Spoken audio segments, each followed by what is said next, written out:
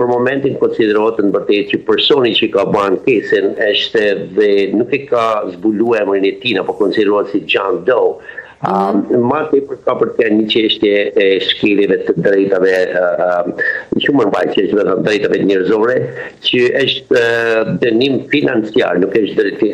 dënim kriminal nëse vërtetohet një gjë e tillë. Aty nuk është hera parë që nohet vërtet, faktikisht më kanë kjo përfshin komunitetin tonë dhe shqetësuese për momentin, sepse është një nga njerëzit e tonë këtu në Shtetet e Bashkuara në mënyrë veçantë në New York, apo nuk është hera parë që nohet, por për ta vërtetuar një gjë të tillë, nëse është shkelje e drejtave të njeriut dhe shkon në Komisionin Drejtave të Njeriut në New York, është para shumë një dënim financiar. Nuk është mirë për JP Morgan, domethënë që është një prej kompanive financiare më të njohura në Shtetet e Bashkuara në veçantë në Wall Street.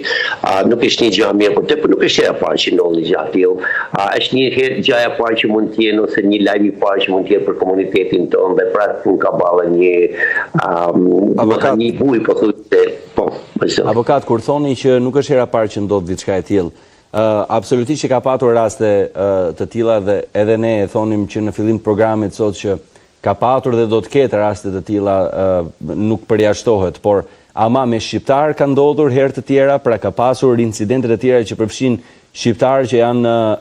vetë personat që e kanë bërë si gjest ose që kanë mbetur viktimë, pra ka pasur shumë raste të tilla. E pa diskutueshme ta mëzyrime, ka përfaqësuar disa herë, në vërtetë që ka pas shqiptar kundër shqiptarëve që kanë ndonjë gjë të tillë në mënyrë të veçantë përmes punësimit. Faktikisht me thënë kultura jonë është në atë drejtim është pak a shumë defektive kur vjen të domethënë, kam pas disa raste që në vërtetë punëdhënësit në Shtetet e Bashkuara ju kanë ofruar punë në mënyrë të veçantë femrave për që të shfrytëzojnë në drejtime të tjera që janë të papërshtatshme ligjore dhe nga ana morale, domethënë nuk është që në tashmë në komunitetit tonë, disa herë kam përfaqësuar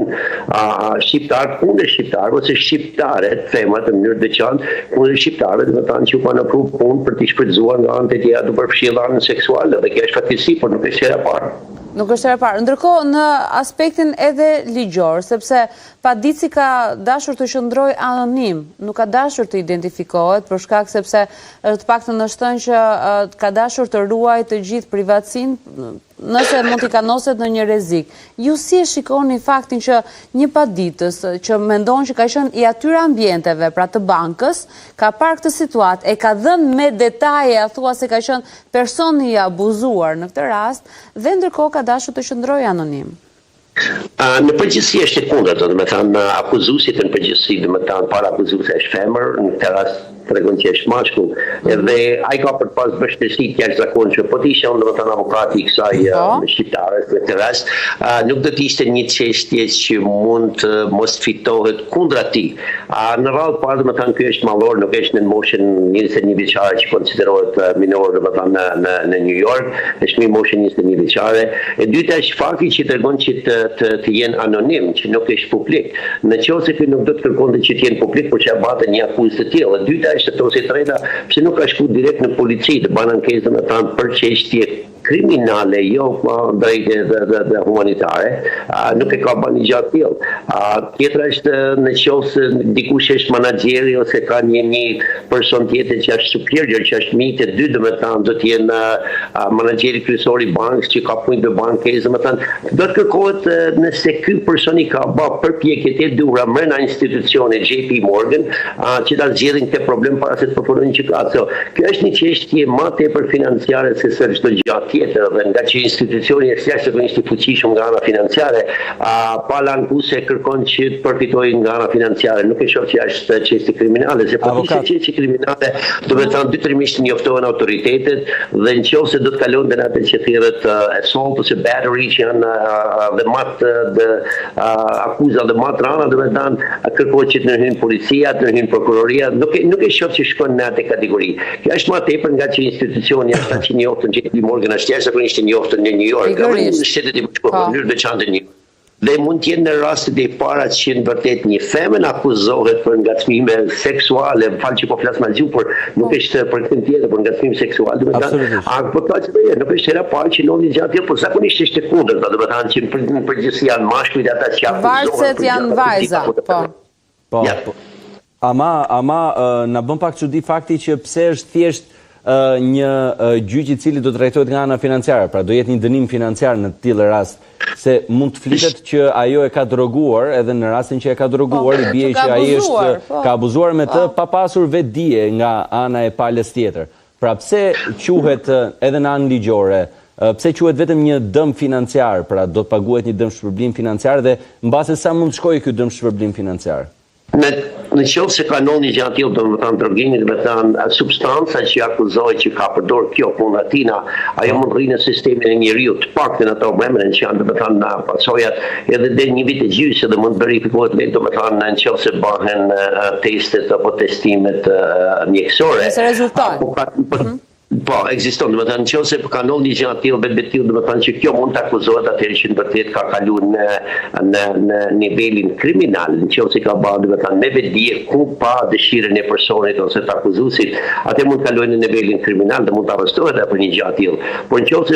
shon domethënë që nga viti 1980 në kohën e Clintonit dhe Paula Jones, që akuzën vërtet ishte pothuajse njëjtë që ka shfrytzuar Clintoni, këtë që ishte state trooper në kohë policia e shtetit, e ka shfrytzuar domethënë nga pozicioni që kishte. Por gjithmonë ki parasysh janë dy institucione, njëna shtetërore, tjetra është private. Ne këtë rast kemi bajmë me institucione private, jo shtetërore, nëse ti je në pozicionin shtetëror dhe shfrytëzon një gjë të tillë për promovimin ose për shfrytëzimin e një femës ose një mashkull në këtë rast, për ta, sepse ke një pozicion shtetëror, domethënë që ke përfituar nëpërmes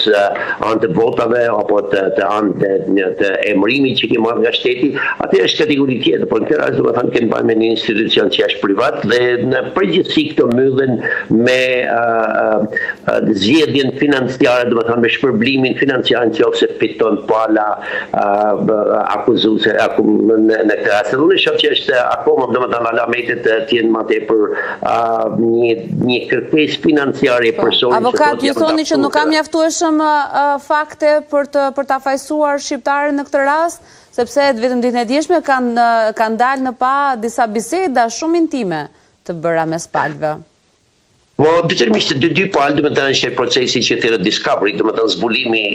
I komunikimeve me njëri tjetrin dhe mbajnë domethënë ta gjithë njëherë komunikimin, nëse është thjesht nëpërmes text messages ose me telefona, domethënë këto janë verifikueshme, por nëse ka kërcënime, por nuk e shoh domethënë që një mashkull në këtë rast domethënë mbaret nga pozicioni ta gjithë njëherë, por ana tjetër domethënë një mashkull e ka jashtëzakonisht gati të pamujtën që ta vërtetojnë që në vërtet është viktimë në këtë rast. Janë rrallë të jashtëzakonshme që mundet një mashkull. Se si konsideron një mashkull, avokat, për shembull? Në vërtet ka të bëjë me domethënë nëshimi fizik në disë mashkull të femrës ekziston apo s'do, domethënë gjendja fizike,